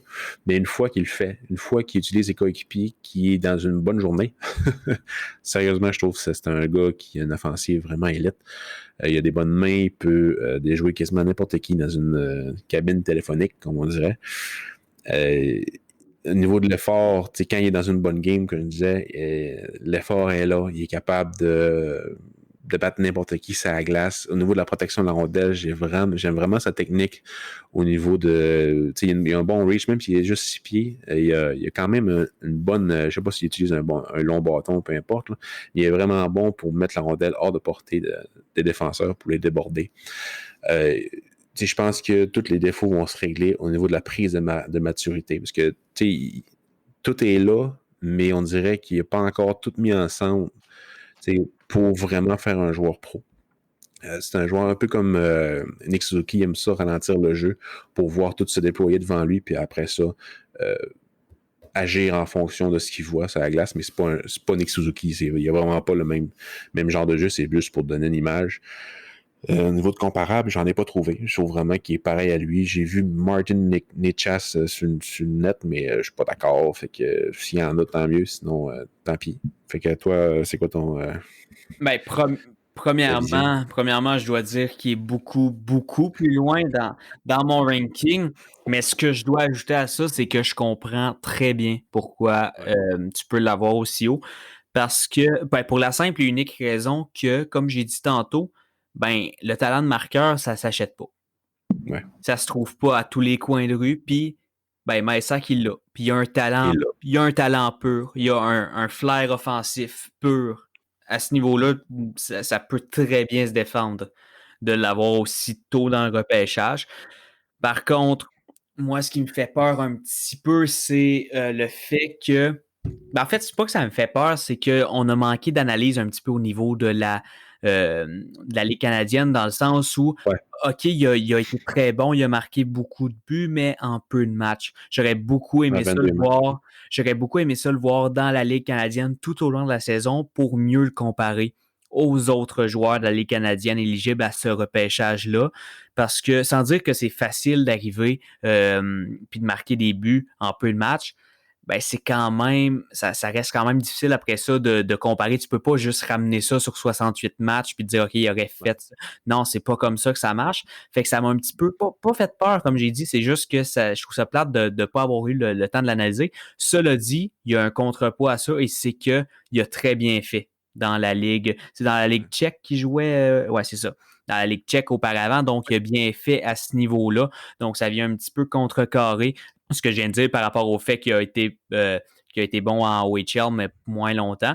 Donc, pour vrai, tout un talent de marqueur, mais il y a quelques red flags, comme on dit, des drapeaux rouges qui font que je me dis que, tu sais, c'est pas que je le vois pas être capable de devenir un bon joueur dans la LNH, c'est que je sais pas quand ça va pouvoir arriver et je sais pas si il va être capable d'être assez complet pour avoir sa chance rapidement, puis que ça pourrait nuire à son développement. Puis, parce que moi, Maisak, honnêtement, je le vois comme... C'est plate, là, tu sais, mais je pense que je le vois comme comme un des joueurs les moins complets j'allais dire de la première ronde, pas à ce point-là, mais dans tous les joueurs qu'on a nommés jusqu'à présent, c'est quand même un des joueurs les moins complets. Puis je trouve que 11e, c'est tôt un petit peu. Même je trouve que c'est très... En fait, c'est pas vrai. Tu sais, T'as le droit, inquiète pas. Non, mais c'est juste que, tu sais, j'ai dit que j'avais changé mon ranking aujourd'hui selon ce que j'avais vu dans la dernière semaine. Je pense que ce matin, il était 16-17e, puis là, il a descendu encore, tu sais, de ce que j'ai vu plus récemment. Mais autant, je dis en ce moment que j'ai des red flags, j'ai des craintes de ce côté-là, autant je pense qu'il pourrait devenir un des bons joueurs offensifs de ce repêchage-là, puis ça, j'ai aucun doute là-dessus. C'est juste que selon moi, le risque est trop élevé pour le prendre aussitôt que dans le top 15, par exemple. C'est vraiment... Puis, tu sais, ce qui l'aide pas, c'est justement le fait qu'on l'a vu juste une vingtaine de matchs dans la CHL, tu sais. Puis l'année prochaine va vraiment être importante pour son développement, mais je pense quand même qu'il a fait le bon choix de s'en venir. Parce que s'il avait juste resté là-bas, tu sais, oui, il jouait bien là-bas, puis il y avait quand même une petite production, mais tu sais, puis il aurait probablement sorti de la première ronde, là. Puis en voyant ce qu'il est capable de faire dans CHL, je vois vraiment beaucoup d'opinions comme toi, puis comme moi. Dans le fond, il y a du monde qui met vraiment dans le top 15, puis il y en a qui ne mettent même pas dans la première ronde. Je pense que Bob McKenzie, en janvier, l'avait fin deuxième ronde. Ça m'avait... J'étais comme, OK. Je te fais ça un peu bizarre, parce que moi, je l'ai vraiment haut. Mais c'est vraiment son potentiel que j'aime, parce que ce qui va aider au niveau de la prise de maturité, c'est vraiment son implication dans le jeu, parce que j'ai vu qu'il était capable de jouer dans un système, puis au niveau du positionnement, puis de la bataille contre les adversaires, mais on dirait que ça ne tentait pas. Puis j'ai hâte qu'il prenne la maturité pour que ça y tente. Puis si un jour ça y tente, ben on va avoir un maudit bon joueur de hockey. Là. Je suis d'accord. Bon, ben, je vais y aller avec mon... Ça, c'était ton 11e, right? Oui, monsieur. Bon, ben, moi, mon 11e, ben, un petit goaler... Yaroslav Askarov. Puis pour vrai, si je l'ai mis 11e, c'est vraiment... c'est con, mais c'est pas mal une question de principe. Dans le sens que j'ai... En fait, ben toi, dans quel sens tu dis que c'est une question de principe, juste pour voir? Ben moi, je me suis laissé influencer parce que je suis vraiment pas un expert des gardiens de but. Je l'ai mis loin, ben un peu plus loin. Je sais qu'il va sortir avant, mais je l'ai mis un peu plus loin justement parce que je le connais pas beaucoup. Puis de ce que j'ai vu de lui... Moi, c'est quasiment le contraire, c'est que je l'aime énormément, mais j'ai toujours dit qu'en 2020, un gardien, ça sort plus top 10. Non, c'est clair. Donc, par principe, je l'ai mis 11e, juste pour dire qu'il n'était pas top 10. Mais sincèrement, je trouve que c'est... Ben, en fait, tu sais, moi, j'ai 19 ans, brag, puis c'est le meilleur jeune gardien que j'ai vu de ma propre vie, tu sais. De ce que je me souviens depuis que je regarde beaucoup le hockey, que je l'analyse davantage, ben Yaroslav Askarov, c'est le meilleur jeune gardien que j'ai vu. C'est un gars qui est tellement calme, qui est tellement athlétique, honnêtement... Tu sais, oui, il y en a qui parlent de son dernier championnat du monde junior pour le faire baisser un petit peu. Écoute, je m'en fous. Il y en a combien de gardiens de 17 ans au championnat mondial junior? Bonne chance pour... Il est né en juin, tu sais. Il est vraiment jeune. Là. Exact. C'est un gars extrêmement jeune. Puis ben, honnêtement, je comprends... Tu sais, dans ma description que j'ai faite de lui sur mes feuilles, c'est... La première chose que je dis, c'est que ça a été difficile pour moi de le faire glisser. Puis ça a été difficile parce que je le trouve tellement bon. Puis je pense qu'il va être excellent dans la Ligue nationale. Les comparatifs se font un petit peu avec Vasilevski. Mais je pense qu'on fait ça juste parce qu'il est bon puis il est russe. Là. Ouais, c'est ça. Mais tu sais, exactement. Tu sais, moi, le style de jeu d'un gardien, honnêtement, je m'en contrefous. Là. Moi, c'est t'arrêtes les rondelles. Puis Askarov, ben, il les arrête les rondelles. Fait puis je pense que ce qu'il a fait en Russie jusqu'à maintenant pour son âge, c'est excessivement bon. Puis je vois pas pourquoi ce gars-là glisserait plus loin que le 11-12e rang parce que c'est clair que même si tu as déjà un bon gardien, tu peux pas cracher sur un gars comme Askarov, un gars avec autant de potentiel qui a ben justement le potentiel de devenir un des 3-4 meilleurs gardiens de la Ligue. Ben, au pire, tu le drafts, puis ça devient une valeur de transaction énorme. T'sais. Surtout s'il sort du top 10. Là. Mettons, le drafté 8e, tu perds... il y a quelques joueurs qui sont peut-être un peu plus intéressants 8e que lui. Mais 11e, il devient vraiment une bonne valeur au niveau de si tu n'as pas besoin de lui en fin de compte. Là. Mais moi, comme je disais, je ne suis pas un expert des gardiens de but. J'ai plus tendance à lire et regarder des petites vidéos pour confirmer ce que je lis. Puis ce que j'ai lu un peu sur lui, c'est Scott Wheeler. J'ai la description qu'il a faite de lui. Puis j'ai trouvé ça drôle parce qu'il disait que c'est la première fois qu'il voyait un gardien qui sautille. Il est tout le temps... pour se garder dans le game, là, il sautille ses patins tout le temps. Puis à la place de se laisser glisser pour faire ses mouvements latéraux, il saute. Il touche quasiment pas la glace.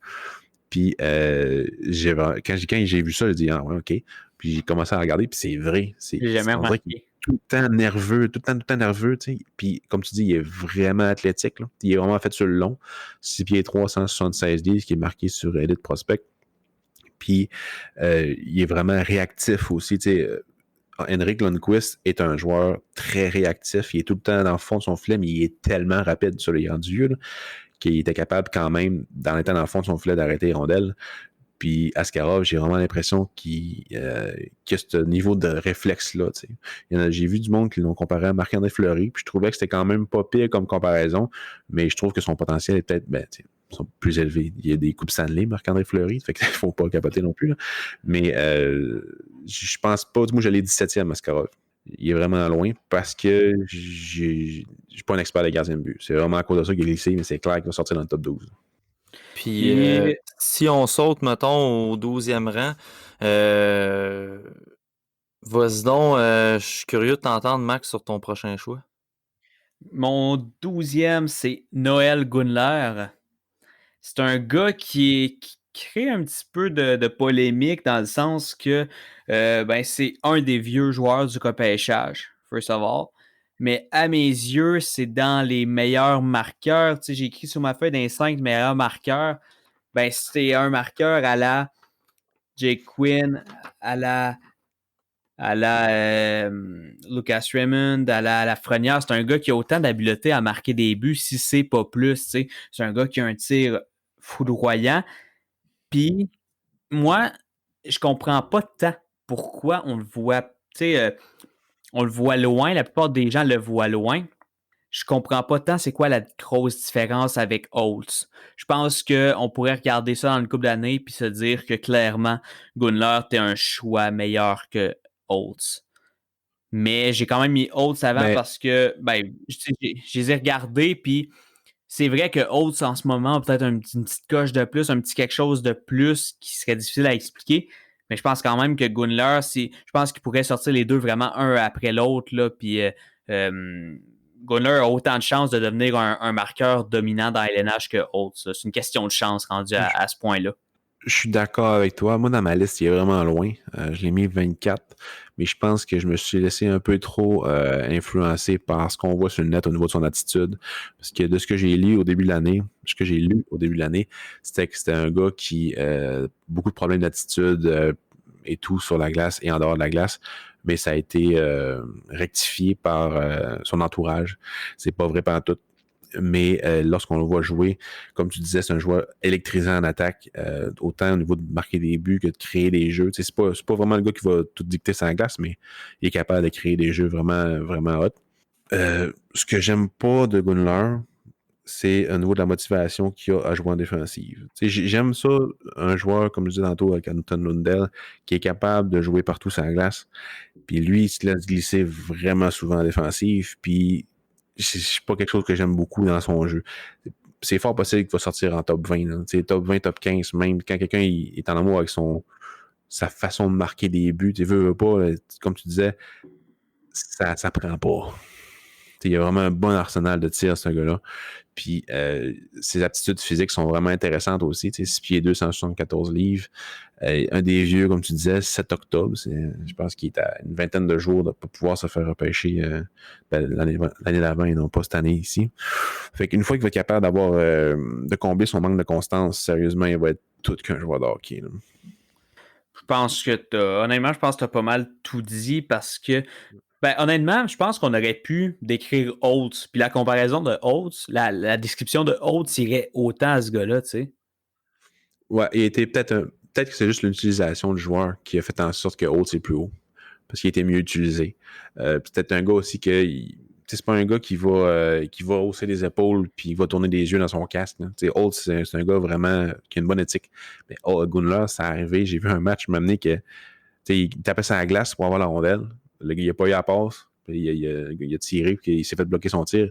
Puis Gunler, j'ai vu qu'il a sacré. Là, fait que c'est toute la prise de maturité, tout ça va être correct. Là. D'après moi, ça va être un très bon joueur. Je pense que oui. Fait que là, on passerait au 13. Moi, je vais... je pense qu'il restait Pascal pour son 12e, si je me trompe pas. Mon 12e. OK, bon, vas-y. Mon 12e, c'est un petit coéquipier, un prospect du Canadien. Dylan Holloway. Oh! J'ai mis Holloway assez haut. Je l'avais dans le top 10 au début de l'année, mais ce que j'ai pas aimé de lui, c'est au travers de l'année, c'est toute Oui, il y avait une production quand même présente, mais je vois pas le niveau élite au niveau de sa production offensive. Tu sais, c'est un pitbull, il est vraiment travaillant, il lâche jamais. C'est un gars vraiment rapide, vraiment, vraiment rapide. Son jeu de jambes est vraiment intéressant. Puis il est capable de pousser dans toutes les directions. Tu sais, il va vraiment chercher beaucoup de puissance dans ses jambes, dans toutes les directions. Un peu comme, tu sais, ça n'a pas rapport, mais Alexander Romanov, il est comme ça aussi. Là. Il va chercher beaucoup de puissance avec son jeu de jambes pour n'importe quelle direction, pour se diriger sur la glace. En offensive, en défensive, il est vraiment hot. Au niveau du trafic, le long des rampes, mais malgré sa fougue, je suis pas sûr que c'est un gars qui va faire 70 points par saison. Je pense pas qu'il va faire 70 points par saison. T'sais, j'ai vraiment peur qu'il se transforme en un joueur de troisième trio, mais tout son niveau mature de son jeu m'intéresse vraiment beaucoup. C'est pour ça qu'il est au 12e échelon. Puis je pense même en étant au 12e, je regarde la description, je l'ai faite dans mes notes, puis tu sais, on dirait que je ne donne pas le crédit qu'il a au niveau de sa vision offensive et tout. J'ai vraiment hâte à l'année prochaine, sérieusement, parce qu'il va probablement jouer avec Caulfield. Puis je vais regarder le plus de matchs possible de ces deux gars-là, parce que je pense qu'ils vont former vraiment un bon duo. Hein. Ouais, ben moi, c'est intéressant parce que c'est un des gars justement qui a monté beaucoup quand j'ai refait mon ranking aujourd'hui de ce que j'ai vu dans les derniers jours, les dernières semaines, parce que au départ, c'est un gars que je vais être honnête, c'est un gars que je connaissais pas. Puis c'est un gars que j'ai vraiment appris à aimer parce que c'est un joueur un peu papier sablé, tu sais, à la Brady Tkachuk qui amène une dimension physique tout en amenant quand même quelque chose d'offensif. Il peut jouer autant au centre qu'à l'aile, ce qui est quand même super intéressant parce que ça amène des options. Écoute, c'est quelque chose, je pense, qu'il ne faut pas sous-estimer. Mais je pense que c'est une belle option. Tu sais, as dit que tu serais, je ne sais pas quand tu as formulé ça, mais que tu as peur qu'il devienne un joueur de troisième trio. Ben pour moi, c'est pas une peur, c'est quelque chose d'intéressant, c'est un point positif. Je pense qu'il pourrait devenir un solide joueur de troisième trio. Puis pour moi, ça serait quelque chose de positif parce que, veux pas, des gars draftés entre 10 puis 20 qui font juste rien dans LNH, ben il y en a quand même plus qu'on le pense, plus qu'on a tendance à le penser. Fait que si Holloway pouvait devenir un solide joueur de troisième trio capable de remplacer, d'amener du grit sur un top 6, sur un power play, ben je pense que ça pourrait devenir un choix très intéressant, mais je pense qu'on sous-estime quand même beaucoup son potentiel offensif. Oui, je pense aussi. Puis tu sais, on sous-estime aussi beaucoup l'apport qu'un troisième centre avec du talent peut apporter, comme Dano. Tu sais. Dano, chez nous, il est chez nous. Chez moi. Chez les Canadiens, il est vraiment le premier centre, mais dans une équipe normale, il serait troisième centre. Ça serait tout Ben, troisième centre. Je vais nommer un nom, Lars Eller. Ouais, Lars Eller ou Jordan Staal. Moi, il me fait beaucoup penser à Staal, mais David Backes aussi. C'est comme un mélange de tous ces joueurs-là. Mais Lars Eller, c'est vraiment une bonne... c'est vraiment une bonne comparaison. Meilleur que ça.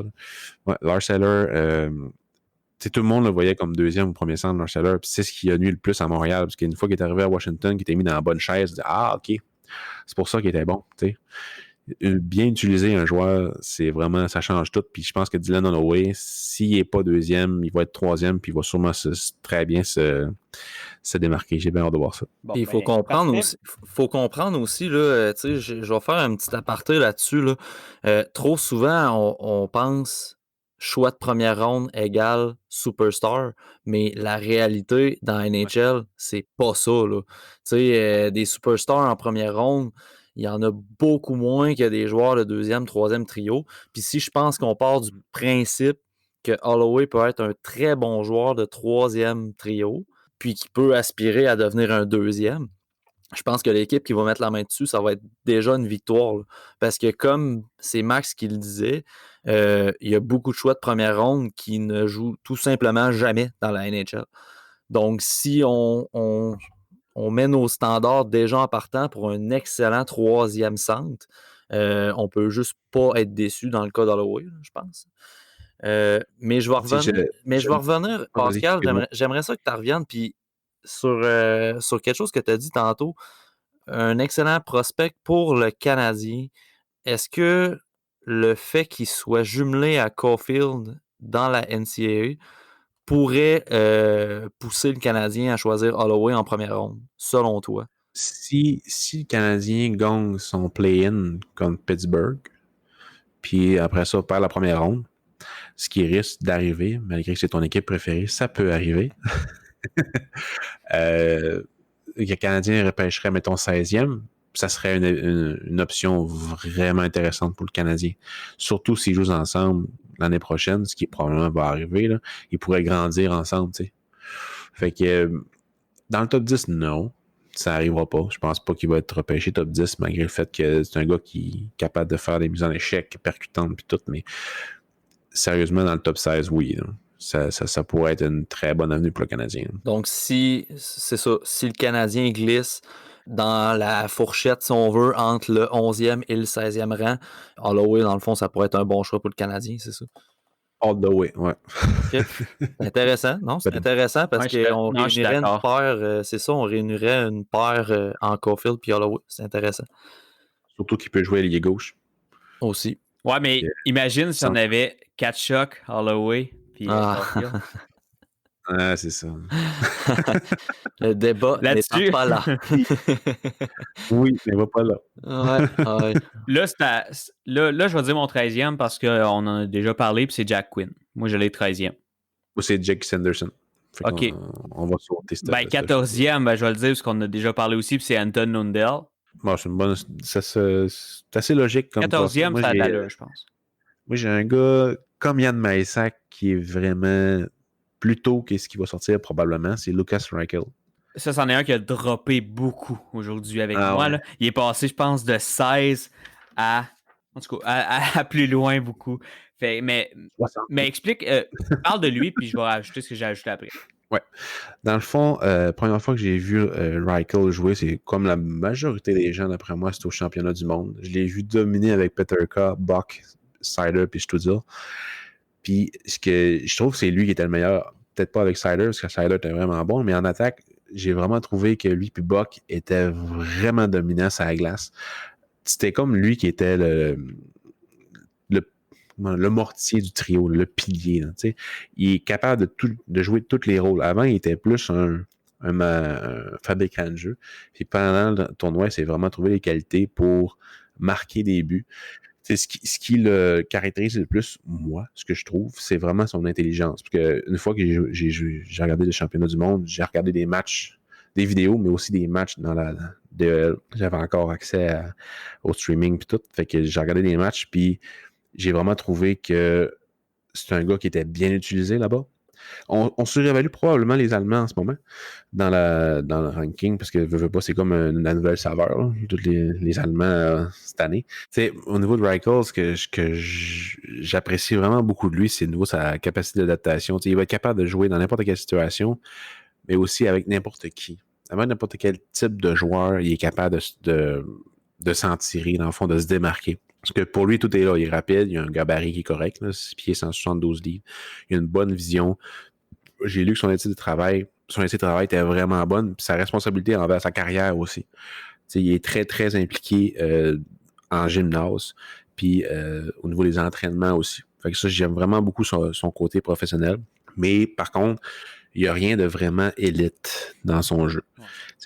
C'est ça qui est un peu déplorable. Là. Probablement qu'il va sortir en dehors du top 20 à cause de ça, mais moi, j'aime vraiment tout le fait qu'il soit complet. Là, j'adore ça. Puis, je pense que son développement pourrait vraiment prendre un bond dans les prochaines années, un peu comme Patrice Bergeron, c'est arrivé. Je compare pas à Patrice Bergeron. Je trouve qu'elle ressemble pas mal plus à Gustave Nyquist, mettons, que Patrice Bergeron. Là. Mais je pense que son développement pourrait vraiment être explosif. Peut-être pas se transformer en joueur top 3, mais un top 6, c'est vraiment pas à mettre de côté pour lui. Mais c'est intéressant parce que moi, je l'ai quelques rangs plus loin à l'extérieur du top 20. Par contre, ce que je dis, c'est que son upside offensif, il est super intéressant.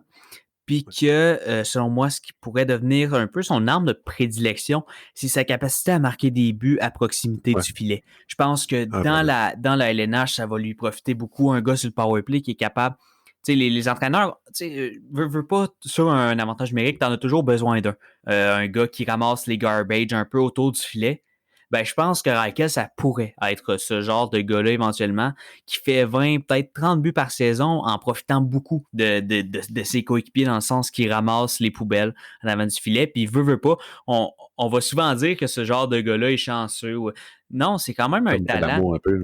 Ben, c'est ça, Ouais. c'est quand même un talent. Puis, je dis ça parce que je suis ce genre de gars-là au hockey, c'est pour ça. Là. Mais ça prend un grand talent pour ramasser les poubelles autour du filet puis compléter le travail. Non, mais sans blague, pour vrai, je pense que ça prend quand même une certaine touche pour faire ça. Surtout au niveau de la Ligue nationale, là, moins dans une ligue de garage. Mais, mais NHL. je pense que pour ça, Reichel va quand même être capable de se trouver un boulot rapidement dans la Ligue nationale puis de faire une job sans être un joueur élite. Je pense pas que ce gars-là a la capacité d'être un joueur élite, mais je pense qu'il peut Moi, être je pense pas non un plus. très bon joueur de deuxième trio qui a du temps sur le power play. Puis j'aime beaucoup parler aussi souvent de gars qui est capable de monter de chaise quand il y a des blessures. Puis je pense que Reichel, c'est le genre de gars qui n'aura pas l'air fou pantoute quand il va devoir prendre plus de place à cause d'une blessure. Tu sais. Puis ce que j'aime, c'est qu'il est capable de jouer aux 3 positions, à gauche, au centre, puis à droite. Puis ce qui me permet de dire un peu qu'il va être comme... Tu sais, quand on parle souvent de duo dans la Ligue nationale, mais lui, il va être le troisième. Il va être le troisième qui est capable de faire en sorte que ça monte, ça lève, là, tu sais. Fait que je l'aime bien. Ça, c'était quel numéro chez toi? 14. Moi, mon 14, est-ce que je l'ai nommé? T'avais Non? Anton Ouais, c'est Lundell. ça. C'est ça, j'ai dit Lundell. OK, ben mon 15e, je vais le dire immédiatement parce qu'on en a parlé, puis c'est un gars que les deux, on apprécie beaucoup, puis c'est Dylan Holloway au 15e rang. Jarvis. OK, parfait.